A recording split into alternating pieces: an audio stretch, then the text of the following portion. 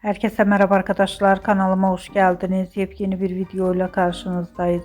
Başarılı ve karizmatik oyuncumuz Can Yaman'dan yeni paylaşım geldi.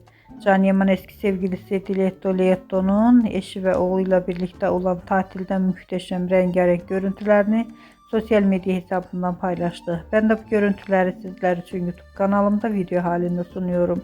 Umarım beğenirsiniz. Arkadaşlar, videomu beğendiyseniz kanalımı izlemeyi ve bildirim butonuna basmayı unutmayın. Şimdilik benden bu kadar olsun. Yeni videomuzda görüşmek üzere. Hoşça kalın.